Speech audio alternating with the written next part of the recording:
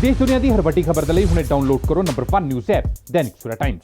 High court ने ज़्यादातर ये कहा कि जो रिपोर्ट है SIT की रिपोर्ट नहीं है, कल्ले कंवर विजय प्रताप की रिपोर्ट है तो बाकी SIT के मैंबरां ने ये दस्तखत नहीं किए। मैनूं बड़ी हैरानी की गल है, कल कंवर विजय प्रताप ने भी कहता कि रिपोर्ट तो पहले ही जनतक है, मीडिया के कोले सारे कोले रिपोर्ट है, तो कांग्रेसी लीडरां नूं ये नहीं पता कि रिपोर्ट ऑलरेडी पब्लिक है और सारे के कोले रिपोर्ट है। ये SIT अपॉइंट की थी मुलजमान को सजा दिलाने लई। SIT के मैंबरां ने 2.5 साल हो गए, 2.5 साल की किया इन्हां दूजे मैंबरां ने जरा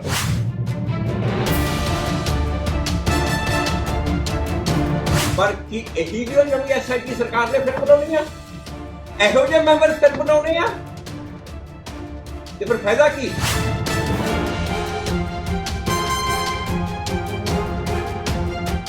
खालसा वाहिगुरू जी की फतेह।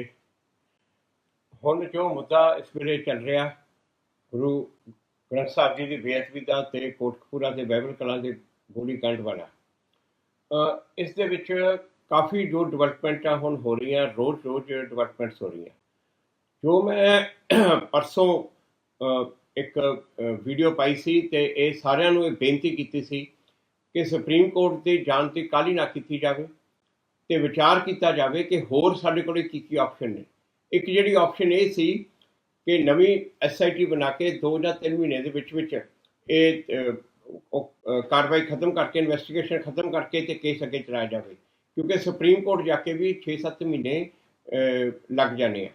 तो ये जो हुण अज अखबारों के पढ़ रहे हैं कि कल जी चीफ मिनिस्टर नाल कांग्रेसी लीडरां की मीटिंग हुई है, उन्होंने इस चीज़ बारे भी कंसिडर किया, पर ये बड़े मैनू बल्कि ये अफसोस की गल है कि जो मेरा दूजा सुझाव सी कि chief vigilance commissioner justice Gill नूं इहदा चार्ज संभो तो उन्हां दी सलाह दे उत्ते चलो, उहदे ते सरकार ने अजे तक कोई कदम नहीं लिया।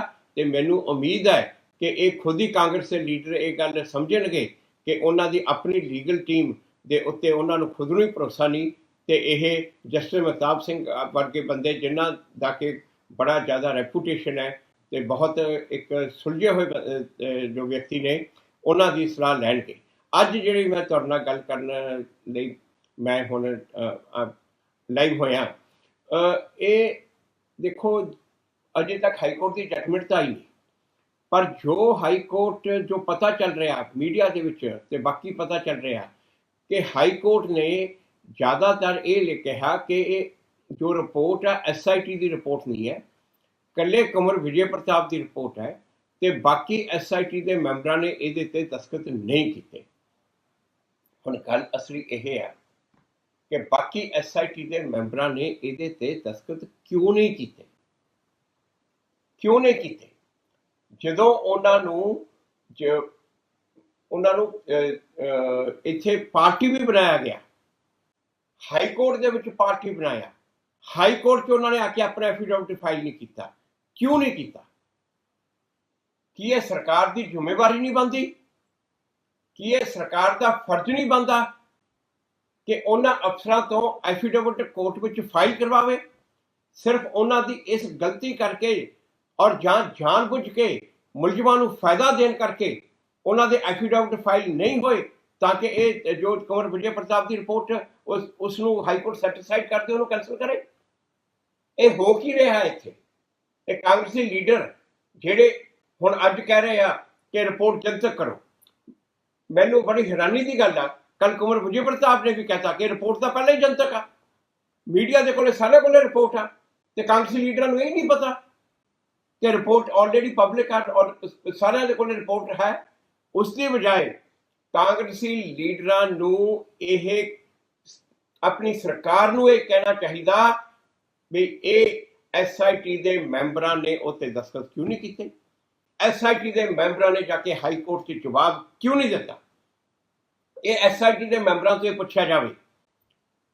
2018 सितंबर के विच SIT अपॉइंट हुई, कहते असीं 3 महीने इन्वेस्टिगेशन खत्म होगी। जे कहते आ कि कंवर विजय प्रताप ਨੇ ਇਨਵੈਸਟੀਗੇਸ਼ਨ ਠੀਕ ਨਹੀਂ ਕੀਤੀ, ਜੇ ਉਹ ਇਹ ਕਹਿੰਦੇ ਆ ਤੇ ਉਹਨਾਂ ਨੇ ਕੀ ਕੀਤਾ? ਜਿਹੜੇ ਬਾਕੀ ਐਸਆਈਟੀ ਦੇ ਮੈਂਬਰ ਸੀ ਉਹ ਕਿਸ ਵਾਸਤੇ ਸੀ? ਉਹ ਕੀ ਕਰ ਰਹੇ ਸੀ? ਉਹਨਾਂ ਦਾ ਕੰਮ ਸੀ ਸਿਰਫ ਬੈਠ ਕੇ ਇੱਕ ਕੁੰਵਰ ਵਿਜੇ ਪ੍ਰਤਾਪ ਜਿਹੜਾ ਕੰਮ ਕਰ ਰਿਹਾ ਉਹਦੀ ਨੁਕਤਾਚੀਨੀ ਕਰਨੀ। ਉਹਨਾਂ ਦਾ ਕੰਮ ਸੀ ਉੱਥੇ ਮੁਲਜ਼ਮਾਂ ਦਾ ਪੱਖ ਪੋਰਨਾ। ਉਹਨਾਂ ਦਾ ਕੰਮ ਸੀ ਇਹ ਜੋ ਇੱਕ ਅਫਸਰ ਕੰਮ ਕਰ ਰਿਹਾ ਉਹਦੇ ਵਿੱਚ ਅੜਚਨਾ ਪਾਉਣਾ। ਸਿਰਫ ਇਹ ਕੰਮ ਸੀ ਉਹਨਾਂ ਦਾ। ਇਹ 2.5 ਸਾਲ ਉਹਨਾਂ ਨੇ ਕੀ ਕੀਤਾ? ਸਰਕਾਰ ਨੂੰ ਇਹ ਗੱਲ ਪੁੱਛਣੀ ਚਾਹੀਦੀ ਹੈ। ਸਰਕਾਰ ਨੂੰ ਇਹ ਗੱਲ, ਜਦੋਂ ਹਾਈ ਕੋਰਟ ਚੋਂ ਪਾਰਟੀ ਬਣੇ ਸੀ, ਸਰਕਾਰ ਦਾ ਬਹੁਤ ਵੱਡਾ ਫੇਲਰ ਆ ਕਿ ਉਹਨਾਂ ਤੋਂ ਜਿਹੜੇ ਐਫੀਡੈਵਿਟ ਫਾਈਲ ਨਹੀਂ ਕਰਵਾਏ। ਸਰਕਾਰ ਨੂੰ ਉਹਨਾਂ ਤੋਂ ਇਹ ਪੁੱਛਣਾ ਚਾਹੀਦਾ ਕਿ ਉਹਨਾਂ ਨੇ ਇਹ ਕੰਵਰ ਵਿਜੇ ਪ੍ਰਤਾਪ ਦੀ ਰਿਪੋਰਟ ਨੂੰ ਸਾਈਨ ਕਿਉਂ ਨਹੀਂ ਕੀਤਾ। ਕਿਉਂਕਿ ਦੇਖੋ ਇੱਕ ਗੱਲ ਹੈ, ਜੋ ਕੰਵਰ ਵਿਜੇ ਪ੍ਰਤਾਪ ਦੀ ਰਿਪੋਰਟ ਆ ਉਹ ਜਸਟਿਸ ਰਣਜੀਤ ਸਿੰਘ ਦੀ ਜੋ ਰਿਪੋਰਟ ਆ, ਜੋ ਉਹਦੇ ਦੇ ਤੱਤ ਨੇ ਜੋ ਉਹ ਲਗਭਗ ਉਹਦੇ ਤੇ ਬੇਸਡ ਆ, ਉਸੇ ਨੂੰ ਅੱਗੇ ਲੈ ਕੇ ਗਏ ਆ। ਜੋ ਜਸਟਿਸ ਰਣਜੀਤ ਸਿੰਘ ਦੇ ਫੈਕਟ ਆ, ਜੋ ਤੱਤ ਉਹਨਾਂ ਨੇ ਕੱਢ ਕੇ ਸਰਕਾਰ ਅੱਗੇ ਰੱਖੇ ਤੇ ਵਿਧਾਨ ਸਭਾ ਦੇ ਵਿੱਚ ਰੱਖੇ। ਸਰਕਾਰ ਨੇ ਉਹ ਰਿਪੋਰਟ ਜਸਟਿਸ ਰਣਜੀਤ ਸਿੰਘ ਦੀ ਮਨਜ਼ੂਰ ਕੀਤੀ ਆ, ਵਿਧਾਨ ਸਭਾ ਨੇ ਉਹਨੂੰ ਮਨਜ਼ੂਰ ਕੀਤਾ ਤੇ ਮਤੇ ਪਾਸ ਕੀਤੇ ਉਹਦੇ ਤੇ ਉਸ ਤੋਂ ਬਾਅਦ ਜਦੋਂ ਉਹੀ ਤੱਤ ਨੇ ਉਹਨਾਂ ਦੇ ਅੱਗੇ ਇਨਵੈਸਟੀਗੇਸ਼ਨ ਕਰਕੇ ਅੱਗੇ ਹੋਰ ਐਲੈਬੋਰੇਟ ਕਰਕੇ ਉਹਨਾਂ ਨੂੰ ਦੇਣਾ, ਤੇ ਐਸਆਈਟੀ ਦੇ ਮੈਂਬਰਾਂ ਨੇ ਕਿਉਂ ਨਹੀਂ ਕੀਤਾ? ਕੱਲਾ ਕੰਵਰ ਵਿਜੇ ਪ੍ਰਤਾਪ ਨੇ ਕਿਉਂ ਕੀਤਾ? ਦੂਜਿਆਂ ਨੇ ਕਿਉਂ ਨਹੀਂ ਕੀਤਾ? ਕੀ ਇਹ ਸਰਕਾਰ ਦੀ ਆਪਣੀ ਜਵਾਬਦੇਹੀ ਬਣਦੀ, ਜਾਂ ਕੀ ਸਰਕਾਰ ਦੀ ਉਹਨਾਂ ਐਸਆਈਟੀ ਦੇ ਮੈਂਬਰਾਂ ਤੋਂ ਜਵਾਬ ਲੈਣਾ ਬਣਦਾ? ਸਰਕਾਰ ਨੂੰ ਇਮੀਡੀਏਟਲੀ, ਕਿਉਂਕਿ ਇਹ ਗੱਲ ਹੁਣ ਸਾਫ਼ ਜ਼ਾਹਰ ਆ ਕਿ ਜੇ ਐਸਆਈਟੀ ਦੇ ਮੈਂਬਰ ਨੇ, ਉਹਨਾਂ ਨੇ ਜਿਸ ਤਰੀਕੇ ਨਾਲ ਕੰਮ ਕੀਤਾ ਮੁਲਜ਼ਮਾਂ ਨੂੰ ਬਚਾਉਣ ਦੇ ਵਾਸਤੇ ਕੀਤਾ, ਨਾ ਕਿ ਮੁਲਜ਼ਮਾਂ ਨੂੰ ਸਜ਼ਾ ਦਿਵਾਉਣ ਵਾਸਤੇ। ਇਹ ਐਸਆਈਟੀ ਅਪਾਇੰਟ ਕੀਤੀ ਸੀ ਮੁਲਜ਼ਮਾਂ ਨੂੰ ਸਜ਼ਾ ਦਿਵਾਉਣ ਲਈ। ਇਹ ਐਸਆਈਟੀ ਦੇ ਮੈਂਬਰਾਂ ਨੇ 2.5 ਸਾਲ ਹੋ ਗਏ ਆ, 2.5 ਸਾਲ ਕੀ ਕੀਤਾ ਇਹਨਾਂ ਦੂਜੇ ਮੈਂਬਰਾਂ ਨੇ, ਜਿਹੜਾ ਉਹ ਦੱਸਿਆ। ਸਰਕਾਰ ਨੂੰ ਇਹਨਾਂ ਐਸਆਈਟੀ ਦੇ ਮੈਂਬਰਾਂ ਦੇ ਖਿਲਾਫ ਐਕਸ਼ਨ ਲੈਣਾ ਚਾਹੀਦਾ। ਇਹ ਕੇਸ ਇਮੀਡੀਏਟਲੀ ਵਿਜੀਲੈਂਸ ਨੂੰ ਸੌਂਪਣਾ ਚਾਹੀਦਾ ਕਿ ਕੀ ਇਹਨਾਂ ਮੈਂਬਰਾਂ ਦੀ ਕੀ ਕਾਰਜੋਰੀ ਆ, ਇਹਨਾਂ ਨੇ ਕਿਵੇਂ ਇਹਨਾਂ ਨੇ ਮੁਲਜ਼ਮਾਂ ਨੂੰ ਫਾਇਦਾ ਦਿੱਤਾ। ਚੀਫ ਵਿਜੀਲੈਂਸ ਕਮਿਸ਼ਨਰ ਨੂੰ ਇਹ ਕੇਸ ਸੌਂਪੋ ਤੇ ਇਹਨਾਂ ਦੇ ਖਿਲਾਫ ਇਨਕੁਆਇਰੀ ਕਰੋ, ਇਹ ਜੋ ਐਸਆਈਟੀ ਦੇ ਮੈਂਬਰ ਆ, ਕਿ ਇਹਨਾਂ ਨੇ 2.5 ਸਾਲ ਦੇ ਵਿੱਚ ਕੀ ਕੀਤਾ। ਹੁਣ ਤੱਕ ਜਿਸ ਤਰੀਕੇ ਨਾਲ ਸਰਕਾਰ ਇਹਦੇ ਤੇ ਕੰਮ ਕਰ ਰਹੀ ਹੈ, ਸਰਕਾਰ ਦੀ ਲੀਗਲ ਟੀਮ ਕਰ ਰਹੀ ਆ, ਉੱਥੋਂ ਤਾਂ ਇਹ ਸਿੱਧੇ ਸ਼ੰਕੇ ਇਹ ਹੋ ਰਹੇ ਆ ਜਿਹੜੇ ਕਿ ਸਰਕਾਰ ਦੀ ਆਪਣੀ ਮਨਸਾ ਦੇ ਸ਼ੰਕੇ ਹੋ ਰਹੇ ਆ। ਪਰ ਹੁਣ ਅੱਜ ਜਿਹੜੇ ਕਾਂਗਰਸ ਲੀਡਰ ਸਰਕਾਰ ਤੇ ਆਪਣੀ ਤੇ ਜ਼ੋਰ ਪਾ ਰਹੇ ਆ, ਜਿਹੜੇ ਕਾਂਗਰਸ ਲੀਡਰ ਆਪਣੇ ਚੀਫ ਮਿਨਿਸਟਰ ਉੱਤੇ ਜ਼ੋਰ ਪਾ ਰਹੇ ਆ, ਜਾ ਕੇ ਉਹ ਆਪਣੇ ਸਰਕਾਰ ਨੂੰ ਇਹ ਵੀ ਕਹਿਣ ਕਿ ਇਹਨਾਂ ਜੋ ਐਸਆਈਟੀ ਦੇ ਮੈਂਬਰਾਂ ਦੇ ਜੋ ਇਹਨਾਂ ਦੇ ਖਿਲਾਫ ਕਾਰਵਾਈ ਕੀਤੀ ਜਾਵੇ ਤੇ ਵਿਜੀਲੈਂਸ ਇਨਕੁਆਇਰੀ ਕੀਤੀ ਜਾਵੇ ਕਿ ਇਹਨਾਂ ਨੇ 2.5 ਸਾਲ ਕੀ ਕੀਤਾ, ਇਹਨਾਂ ਨੇ ਕੇਸ ਨੂੰ ਕਿਵੇਂ ਤਬਾਹ ਕੀਤਾ। ਪੰਜਾਬ ਦਾ ਐਡਾ ਵੱਡਾ ਕੇਸ, ਸਿੱਖ ਕੌਮ ਦਾ ਐਡਾ ਵੱਡਾ ਕੇਸ, ਇਹ ਐਸਆਈਟੀ ਦੇ ਮੈਂਬਰਾਂ ਨੇ ਕਿਵੇਂ ਤਬਾਹ ਕੀਤਾ ਔਰ ਕਿਵੇਂ ਸਰਕਾਰ ਨੇ ਉਹਨਾਂ ਨੂੰ ਤਬਾਹ ਕਰਨ ਦਿੱਤਾ। ਇਹ ਅਸਲੀ ਇਹ ਕਰੋ, ਵਿਜੀਲੈਂਸ ਨੂੰ ਸੌਂਪੋ, ਉਹਨਾਂ ਦਾ ਸਾਰਿਆਂ ਦਾ ਰੋਲ ਇਨਕੁਆਇਰ ਕੀਤਾ ਜਾਵੇ, ਉਹਨਾਂ ਦੇ ਸਾਰਿਆਂ ਦਾ ਰੋਲ ਦੇਖਿਆ ਜਾਵੇ ਕਿਹਦਾ ਰੋਲ ਕੀ ਆ। ਹੁਣ ਜਦੋਂ ਅੱਗੇ ਗੱਲ ਆ ਰਹੀ ਆ, ਕੱਲ ਕਹਿੰਦੇ ਚੀਫ ਮਿਨਿਸਟਰ ਸਾਹਿਬ ਦੀ ਮੀਟਿੰਗ ਦੇ ਵਿੱਚ ਇਹ ਗੱਲ ਸੋਚੀ ਗਈ ਹੈ ਨਵੀਂ ਐਸਆਈਟੀ ਬਣਾਉਣ ਦੀ। ਜੇ ਨਵੀਂ ਐਸਆਈਟੀ ਹੁਣ ਬਣਾ ਕੇ, ਜਦੋਂ ਦੇਖੋ ਇਹ ਇੱਕ ਆਪਸ਼ਨ ਹੈਗੀ ਆ, ਜੇਕਰ ਇਹ ਵੀ ਹੋ ਸਕਦੀ ਆ, ਪਰ ਕੀ ਇਹੀ ਜੋ ਨਵੀਂ ਐਸਆਈਟੀ ਸਰਕਾਰ ਨੇ ਫਿਰ ਬਣਾਉਣੀ ਆ? ਇਹੋ ਜਿਹੇ ਮੈਂਬਰ ਫਿਰ ਬਣਾਉਣੇ ਆ ਤੇ ਫਿਰ ਫਾਇਦਾ ਕੀ? ਫਿਰ ਇਹ ਪੰਜਾਬ ਦਾ ਮਜ਼ਾਕ ਕਿਉਂ ਕਰ ਰਹੇ ਆ? ਸਿੱਖ ਕੌਮ ਦਾ ਮਜ਼ਾਕ ਕਿਉਂ ਕਰ ਰਹੇ ਆ? ਇਹਨਾਂ ਐਸਆਈਟੀ ਦੇ ਮੈਂਬਰਾਂ ਦੇ ਖਿਲਾਫ ਐਕਸ਼ਨ ਲਓ, ਇਹਨਾਂ ਦਾ ਕੇਸ ਚੀਫ ਵਿਜੀਲੈਂਸ ਕਮਿਸ਼ਨ ਨੂੰ ਪੇਸ਼ ਕਰੋ, ਤੇ ਜੇ ਤੁਸੀਂ ਉਸ ਤੋਂ ਬਾਅਦ ਕਹਿ ਰਹੇ ਹੋ ਨਵੀਂ ਐਸਆਈਟੀ ਬਣਾਉਣ ਲਈ, ਤੇ ਉਦੋਂ ਬਾਅਦ ਨਵੀਂ ਐਸਆਈਟੀ ਬਣਾਓ ਤੇ ਉਸ ਦੇ ਮੈਂਬਰ ਇਹੋ ਜਿਹੇ ਬਣਾਇਓ ਜਿਹੜੇ ਇਹਨਾਂ ਵਰਗੇ ਨਾ ਹੋਣ। ਦੂਜੀ ਗੱਲ, ਇਹ ਸੁਪਰੀਮ ਕੋਰਟ ਜਾਣਾ ਤੇ ਇਹ ਐਸਆਈਟੀ ਬਣਾਉਣਾ ਦੋਨੇ ਚੀਜ਼ਾਂ ਹੋ ਸਕਦੀਆਂ। ਇਹ ਨਵੀਂ ਐਸਆਈਟੀ ਬਣਾ ਕੇ ਉਸ ਦੀ ਇਨਵੈਸਟੀਗੇਸ਼ਨ ਵੀ ਨਾਲ ਸ਼ੁਰੂ ਹੋ ਸਕਦੀ ਹੈ, ਤੇ ਸੁਪਰੀਮ ਕੋਰਟ ਜਿਹੜਾ ਜਾਣਾ ਉਹ ਸੁਪਰੀਮ ਕੋਰਟ ਵੀ ਨਾਲ ਜਾਇਆ ਜਾ ਸਕਦਾ, ਇਹ ਵੀ ਚੀਜ਼ਾਂ ਹੋ ਸਕਦੀਆਂ। ਪਰ ਹੁਣ ਗੱਲ ਇਹ ਆ, ਜੇਕਰ ਇਹ ਲੀਗਲੀ ਸਰਕਾਰ ਨੂੰ ਸਿੰਸੀਅਰਟੀ ਨਾਲ ਐਡਵਾਈਸ ਕੀਤਾ ਜਾਵੇ ਤਾਂ ਹੀ ਇਹ ਕੁਛ ਹੋਏਗਾ, ਨਹੀਂ ਵਰਨਾ ਇਹ ਉਹ ਲੀਗਲ ਟੀਮ ਜਿਨ੍ਹਾਂ ਨੇ ਇਹ ਨਹੀਂ ਕਰਵਾ ਸਕੇ ਸਰਕਾਰ ਨੂੰ ਕਿ ਇਹਨਾਂ ਦੇ SIT ਮੈਂਬਰਾਂ ਦੇ ਐਫੀਡੇਵਿਟਸ ਕੋਰਟ ਵਿੱਚ ਫਾਈਲ ਕਰਵਾਓ, ਉਹ ਲੀਗਲ ਟੀਮ ਅੱਗੇ ਕੀ ਕਰੇਗੀ, ਕੀ ਪ੍ਰੋਸੈਸ ਲੀਗਲ ਟੀਮ ਤੇ ਅਸੀਂ ਕਰ ਸਕਦੇ।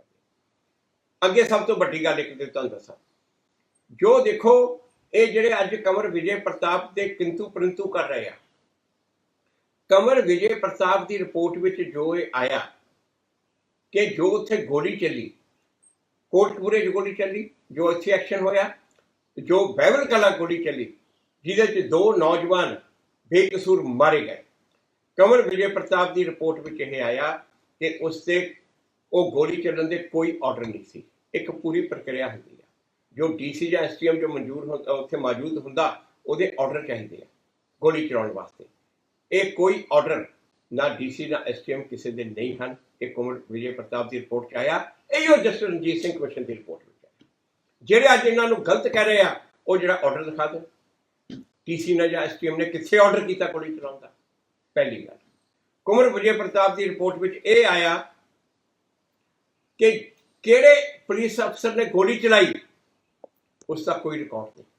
ਦੇਖੋ, ਜਦੋਂ ਪੁਲਿਸ ਵਾਲੇ ਗੋਲੀ ਚਲਾਉਣ ਉਹਨਾਂ ਨੂੰ ਜਾ ਕੇ ਰਿਪੋਰਟ ਕਰਨਾ ਹੁੰਦਾ, ਜਾ ਕੇ ਉਹਨਾਂ ਨੂੰ ਮਾਲਖਾਨੇ 'ਚ ਰਿਪੋਰਟ ਕਰਨਾ ਹੁੰਦਾ, ਸਾਨੂੰ ਇੰਨੇ ਕਾਰਤੂਸ ਮਿਲੇ ਸੀ, ਇੰਨੇ ਅਸੀਂ ਚਲਾਤੇ, ਇੰਨੇ ਸਾਡੇ ਕੋਲ ਵਾਪਸ ਆ।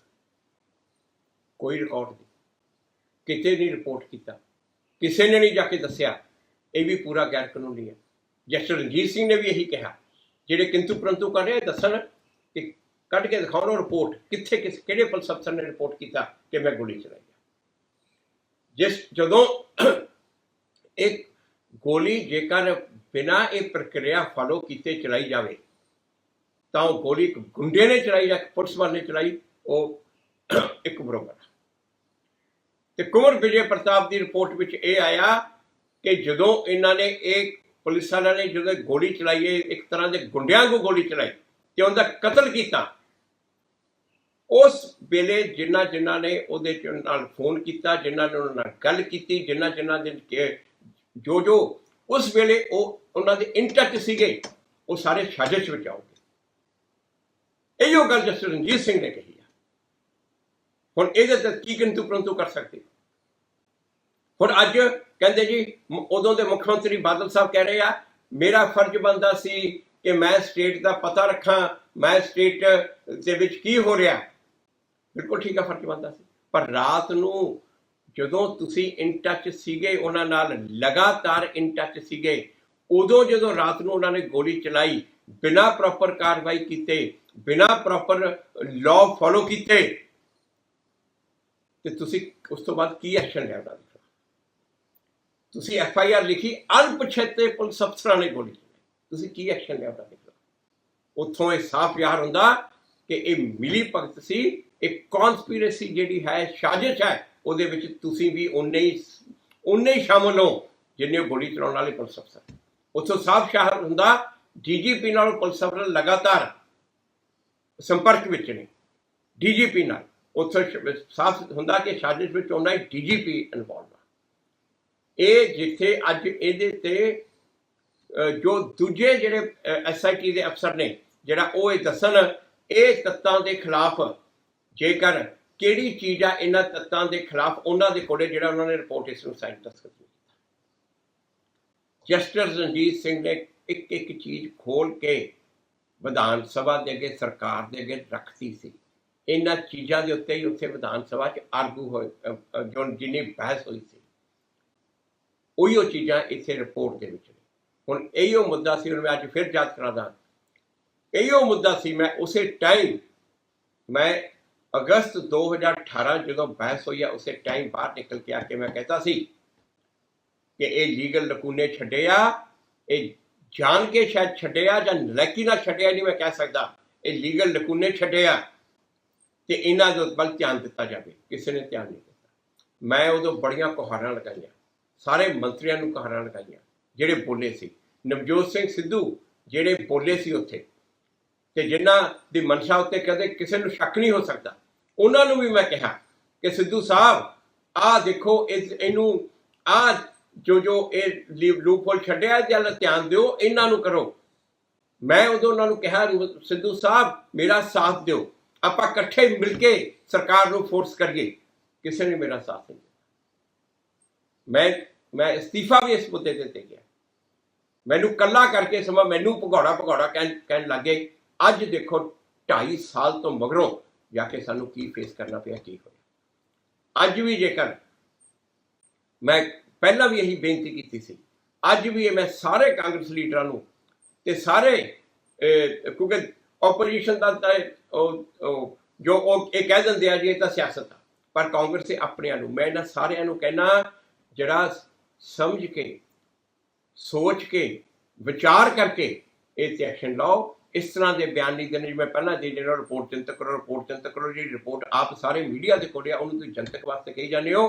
ਕੋਈ ਕੰਮ ਕਰਨ ਵਾਲਾ ਤਾਂ ਆ ਕਰਾਓ, SIT ਦੇ ਮੈਂਬਰਾਂ ਦੇ ਖਿਲਾਫ ਐਕਸ਼ਨ ਕਰਵਾਓ।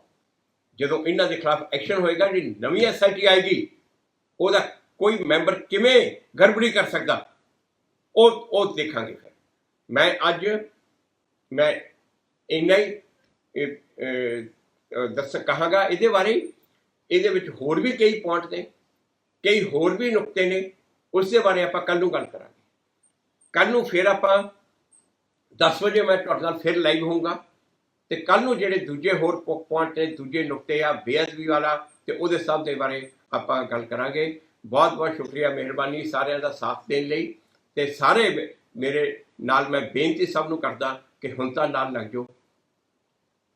ਹੁਣ ਤਾਂ ਇਹ ਸਮਝੋ ਕਿ ਮੈਂ 2.5 ਸਾਲ ਪਹਿਲਾਂ ਵੀ ਸਹੀ ਸੀ ਕਿ ਮੈਂ ਅੱਜ ਵੀ ਸਹੀ ਹਾਂ। ਆਓ ਇਹ ਕਾਂਗਰਸੀ ਲੀਡਰਾਂ ਦੇ ਉੱਤੇ ਜ਼ੋਰ ਪਾਈਏ, ਆਓ ਇਹ ਕਾਂਗਰਸ ਸਰਕਾਰ ਦੇ ਉੱਤੇ ਜ਼ੋਰ ਪਾਈਏ ਸਾਰੇ ਰਲ ਕੇ ਤੇ ਇਹ SIT ਦੇ ਮੈਂਬਰਾਂ ਦੇ ਖਿਲਾਫ ਐਕਸ਼ਨ ਕਰਵਾਈਏ ਤੇ ਨਾਲੇ ਅੱਗੇ ਐਸੀ ਕਾਰਵਾਈ ਕਰਵਾਈਏ ਕਿ ਮੁਲਜ਼ਮਾਂ ਨੂੰ ਜਲਦੀ ਤੋਂ ਜਲਦੀ ਸਜ਼ਾ ਹੋ ਸਕੇ। ਬਹੁਤ ਬਹੁਤ ਸ਼ੁਕਰੀਆ, ਮਿਹਰਬਾਨੀ। ਵਾਹਿਗੁਰੂ ਜੀ ਕਾ ਖਾਲਸਾ, ਵਾਹਿਗੁਰੂ ਜੀ ਕੀ ਫਤਿਹ। All world open challenge 17 time gold medalist मियां रफीक मोहम्मद, पंडित मौलवी बेगम तांत्रिक, इन्हां चोरा ठग्गां तो सावधान। स्पेशलिस्ट वशीकरण, सट्टा नंबर, लव मैरिज, पति पत्नी च अनबन, विदेश च पक्का होना, कारोबार दा ना चलना, सिर्फ 31 घंटियां विच समाधान। फ्री फ्री फ्री मियां रफीक मोहम्मद। मोबाइल 84 374 94 647, 84 374 94 648।